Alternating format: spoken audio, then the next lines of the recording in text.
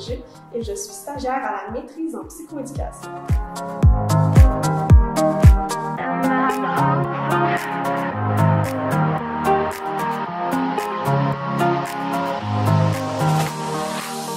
Dans cette vidéo, je vais te parler et te donner des outils pour mieux persévérer à l'école, donc continuer tes efforts malgré les émotions difficiles que tu peux vivre.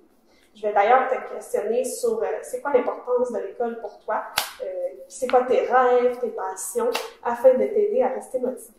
Astuce numéro 1, se questionner sur l'importance de l'école pour toi. Donc, premièrement, je t'invite à te questionner sur c'est quoi l'importance que l'école a pour toi dans ta vie.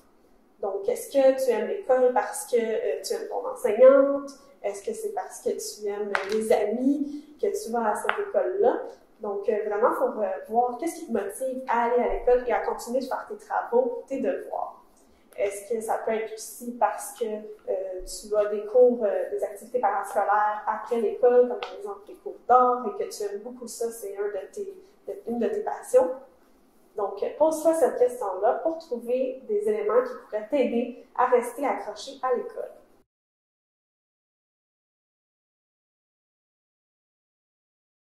Tu sais que les passions peuvent t'aider à rester motivé, à aller à l'école, à faire tes travaux, tes devoirs.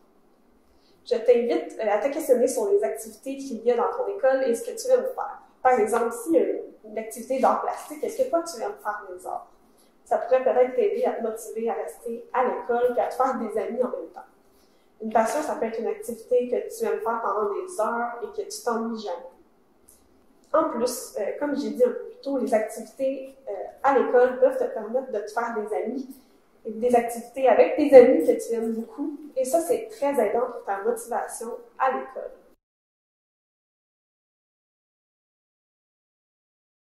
Donc, à partir de tes passions que j'ai nommées plus tôt, peut-être, tu peux te permettre de rêver. Pose-toi la question. Où que tu te vois après que tu as fini l'école? Est-ce que tu aimes les animaux, donc tu voudrais être vétérinaire? Est-ce que tu aimes aider les gens, donc tu voudrais être médecin? Ça va te permettre de rester motivé à l'école et d'accomplir tous tes travaux parce que tu te vois dans le futur faire un emploi que tu aimes. Ça peut te donner aussi l'énergie de persévérer puis d'aller mieux dans ton cœur et dans ta tête parce que tu fais des choses que tu aimes. Donc, je t'encourage à nommer au moins une fois par jour ce que tu as bien réussi à l'école. Est-ce que tu avais une dictée que tu étais peut-être moins certain de réussir et que tu l'as réussi finalement? Donc, relève des situations comme ça. Ça peut être, est-ce que tu t'es fait un nouvel ami que tu avais vraiment envie de connaître et tu as été capable de l'approcher, de voir c'est quoi ses passions, à lui aussi, puis vous avez trouvé quelque chose en commun. Donc, je t'invite à relever quelque chose de positif à l'école qui va te permettre de trouver l'énergie encore de vivre des réussites et après, ça va t'aider à persévérer dans tes travaux et à l'école en général. Tu peux aussi demander de l'aide à tes parents pour qu'ils nomment une réussite dans ta semaine ou dans ta journée.